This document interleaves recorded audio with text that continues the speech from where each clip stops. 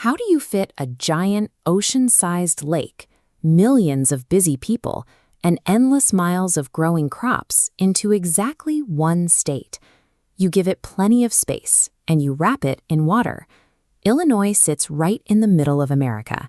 It shares a long, sandy border with Lake Michigan to the north, and it is framed by the wide Mississippi River on one side and the Ohio River on the other. People proudly call it the Prairie State. But a great way to think about Illinois is to picture a giant, carefully sewn patchwork quilt. If you only stare at one square of a quilt, you miss the whole pattern. To really understand Illinois, we have to look at how all of its unique pieces, its ancient history, its natural landscapes, and its people connect together. A state is a shared space. It takes many different environments and communities working side by side to make the whole thing work. Long before the United States even existed, Indigenous peoples lived on this land. For thousands of years, native nations farmed, created huge trade networks, and built thriving communities here. They built Cahokia, one of the largest ancient cities in North America. Thousands gathered around giant hand-built earthen structures like this one. Outside the cities, the land was covered in tall grass prairie. The grass grew so high it could easily hide a standing adult, and its roots dug deep into the earth, creating incredibly rich, dark soil. Imagine ancient glaciers slowly pushing down from the north. They smoothed out the land, making it flat and perfect for farming. When those massive blocks of ice melted, the water carved out the complex river systems and filled the Great Lakes surrounding the state. That combination is rare. Having deeply rich, flat soil right next to massive moving waterways gave Illinois the perfect natural foundation to grow into a powerful place. Illinois became the great crossroads of America. Rivers like the Mississippi acted as the very first superhighways, connecting people, moving goods, and building early trade. A young man named Abraham Lincoln traveled these rivers and worked in these growing towns to build his career as a lawyer and politician. When trains were invented, railroads naturally connected to the water routes.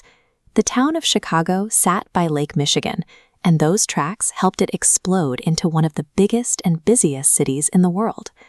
All those trains and factories brought people looking for a better life. During the Great Migration, thousands of African American families traveled from the South up to Chicago, seeking safety, freedom, and steady work. A crossroads brings people together. By sharing their traditions in these busy neighborhoods, the people who moved to Illinois built an entirely new culture.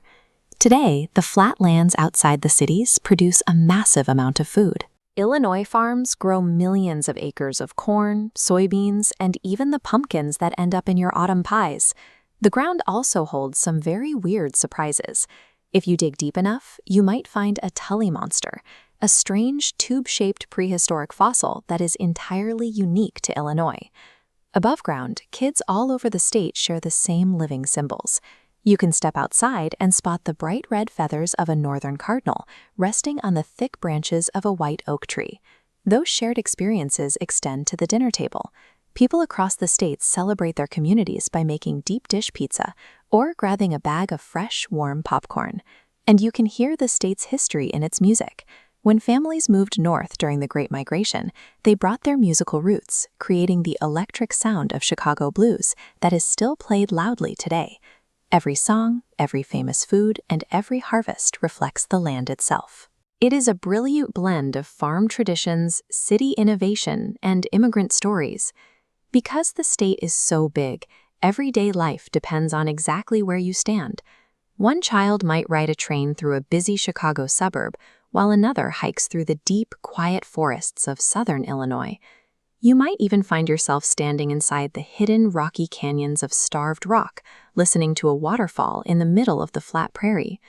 Yet all of these wildly different places are connected. They share the same laws and make decisions together from the state capital city of Springfield. That means everyone shares the responsibility of keeping the state healthy. It takes all of us to keep the rivers clean, protect the lakefront, and plant new seeds to restore the remaining tallgrass prairie. That is the real magic of a patchwork quilt. Every neighborhood, every forest and every farm is completely unique, but when you stitch them all together, they make Illinois complete.